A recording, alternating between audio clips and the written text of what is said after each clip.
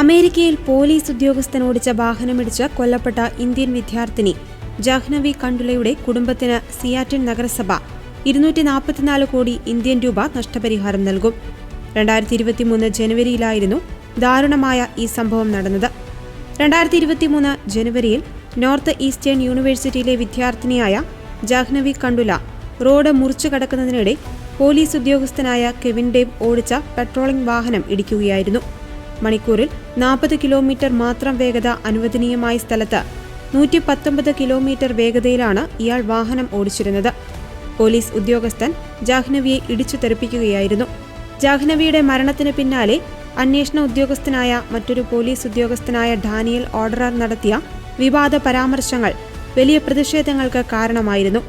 ജാഹ്നവിയുടെ ജീവന് പരിമിതമായ മൂല്യം മാത്രമേ ഉള്ളൂവെന്നും നഗരസഭ ഒരു ചെക്ക് എഴുതി നൽകിയാൽ പ്രശ്നം തീരുമെന്നും ഇയാൾ ചിരിച്ചുകൊണ്ട് പറയുന്നത് ബോഡി ക്യാമറയിൽ പതിഞ്ഞിരുന്നു.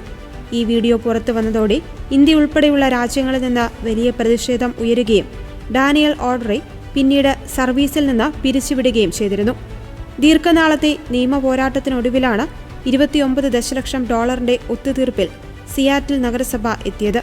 ജാഹ്നവിയുടെ ജീവിതത്തിന് മൂല്യമുണ്ടായിരുന്നുവെന്നും ഈ തുക കുടുംബത്തിന്റെ വേദനയ്ക്ക് അല്പമെങ്കിലും ആശ്വാസമാകുമെന്ന് കരുതുന്നതായും സിറ്റി അറ്റോർണി പ്രസ്താവനയിൽ പറഞ്ഞു. ആന്ധ്രാപ്രദേശിലെ കൂർണൂൽ സ്വദേശിയായിരുന്നു ജാഹ്നവി കണ്ടുല. ഉപരിപഠനത്തിനായി അമേരിക്കയിലെത്തിയ ജാഹ്നവിയുടെ മരണം പ്രവാസി സമൂഹത്തിനിടയിൽ വലിയ ഞെട്ടലുണ്ടാക്കിയിരുന്നു.